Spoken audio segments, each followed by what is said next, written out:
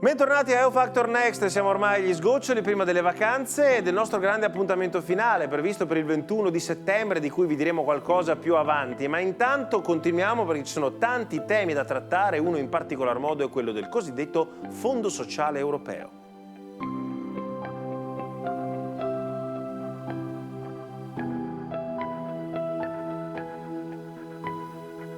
Il Fondo Sociale Europeo ammonta a circa il 27% delle risorse di coesione erogate per il periodo 2021-2027. Possiamo vederlo al touch.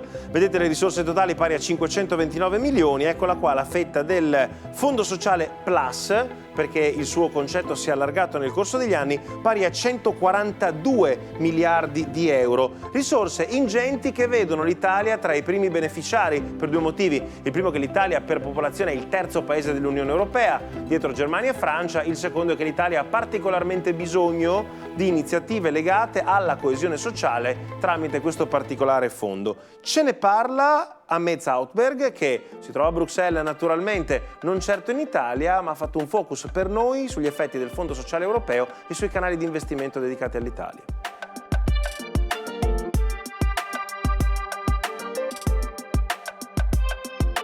Hi everyone and welcome back to another video for EU Factor Next. My name is Ahmed Zoutberg and I'm reporting. Ciao da Ame e ciao dal Belgio! Oggi parliamo di come l'Europa investe sulla vostra qualità della vita tramite il cosiddetto Fondo Sociale.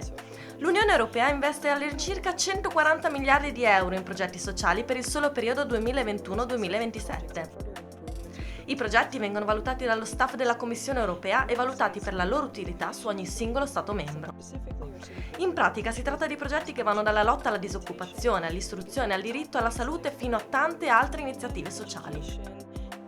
E per quanto riguarda l'Italia, molti dei progetti finanziati dall'UE puntano a fornire ai giovani italiani più opportunità, in particolare progetti legati alle aree in cui è forte il rischio che vengano assoldati dal crimine organizzato, aree povere.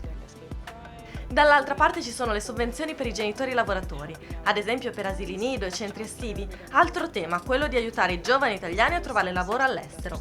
Se volete saperne di più, andate a vedere i 27 progetti del Fondo Sociale Europeo per l'Italia. Ecco il sito web. The ESF Plus websites, which I will put in the subtitles now. E allora andiamo a vedere quelle che sono le ripartizioni di spesa per il Fondo Sociale Europeo, per l'Italia, che vedete è la seconda beneficiaria dei fondi di coesione nel periodo 21-27 dietro la Polonia.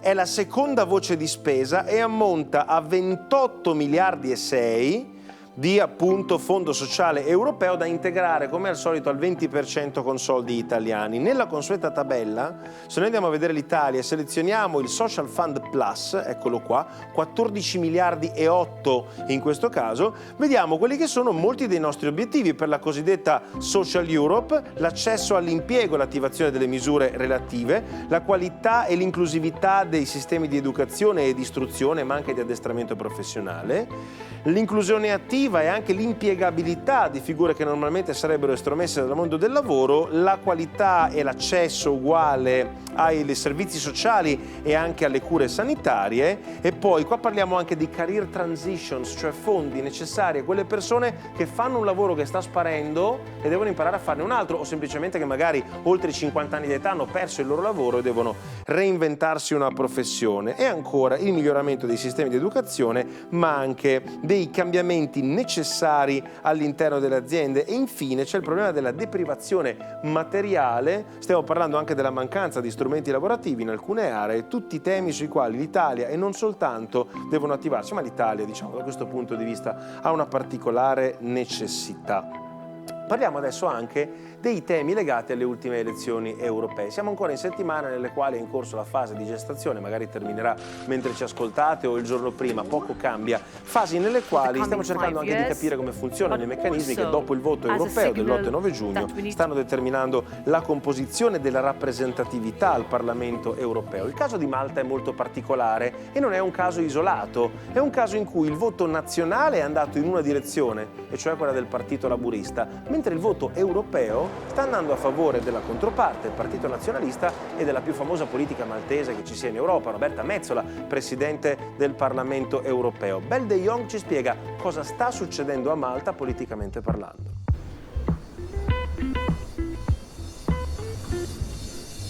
Hi everyone, it's Belle de Jong from EU Factor Next, and today we're going to talk about the country where the president of the Ciao da Belle, per EU Factor Next. Oggi ISIS torno a and it parlarvi means del real paese dal quale strategic proviene la Presidente del autonomy. Parlamento The Europeo, Malta. Roberta Metsola è la prima maltese a ricoprire un incarico così importante a livello europeo. Per questo è interessante descrivere il contesto politico nazionale di Malta. Qui governa il Partito Laburista, mentre Metsola è del Partito Nazionalista. Il sistema è bipolare, come negli Stati Uniti o nel Regno Unito, più o meno. Cioè, ci sono partiti più piccoli, ma a vincere è sempre uno dei due più grandi. I laburisti sono al governo da più di 10 anni, ma recenti scandali hanno generato malcontento. Nel 2017 l'assassinio della giornalista investigativa Daphne Caruana Galizia, che si occupava di corruzione dei Panama Papers, e anche il cosiddetto schema dei passaporti d'oro, passaporti europei che Malta vende a persone esterne alla UE, e ancora la cosiddetta lista grigia della Task Force internazionale contro la corruzione e i crimini finanziari del paese. Questo malcontento dei maltesi si è visto alle ultime elezioni europee. Roberta Metsola, che come detto è del Partito Nazionalista, ha preso più voti di ogni altro europarlamentare nella storia di Malta e contemporaneamente ha ridotto moltissimo il gap con il Partito Laburista.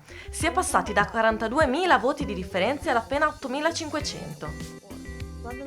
In termini parlamentari, la popolarità eccezionale di Metsola a Malta ha fatto sì che, invece di 4 seggi laburisti al Parlamento europeo e 2 nazionalisti, oggi la proporzione è paritetica, 3-3. Il peso di Metsola in tutto questo? È enorme. Sono infatti andate a lei l'80% delle preferenze di coloro che hanno votato Partito Nazionalista. Dunque non si può dire che non stiamo facendo un buon lavoro, anche se non la si pensa come lei. 80% of the votes for the PN, the nationalists, went to her. It's safe to say that she's doing a good job, whether you agree with her or not. Thanks for watching and see you next time. La vicenda di Malta, la vicenda Metsola ci insegnano che la reputazione è importante soprattutto in un contesto europeo e che ci sono figure politiche che, anche se sono dissonanti a livello politico dal partito al potere nel proprio paese, devono continuare a fare il loro lavoro verso le istituzioni europee. Se sei un delegato europeo non ti puoi permettere di dare contro la parte politica contraria alla tua del tuo paese d'origine, o lo puoi fare soltanto in parte cercando di mitigarne le posizioni. Ancora una volta sono storie che ci ricordano come a livello europeo l'importanza del dialogo diventa istruttiva anche per quelle che sono le ricadute a livello nazionale. Il contesto europeo rimane importantissimo, continueremo a raccontarvelo fino all'ultima puntata che ormai è imminente. Se volete dialogare con noi, un po' come fa Roberta Metsola con la sua controparte politica, potete andare sui social di EU Factor Next. Noi intanto vi aspettiamo la settimana prossima per il gran finale prima dell'estate.